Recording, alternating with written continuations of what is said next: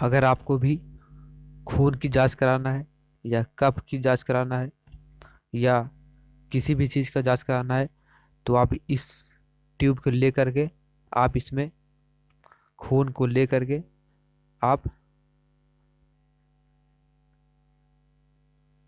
Pathology में आप इसको चेक करा सकते हैं। ठीक है, पैथोलॉजी में आप इसको चेक करा सकते हैं, क्योंकि ये जो ट्यूब होता है ये खुलता है, इसे खींच के आप इसमें डाल दीजिए। अगर आपको कफ की जांच कराना है तब भी आप इसको यूज कर सकते हैं।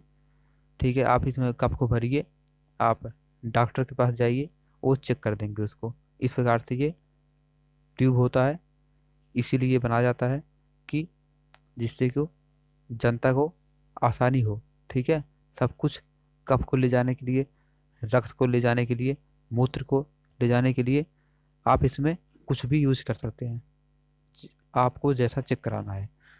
इस प्रकार से ये काम करता है। तो आज के लिए बस इतना ही। आप हमारे वीडियो को लाइक करें, सब्सक्राइब करें, कमेंट जरूर करें।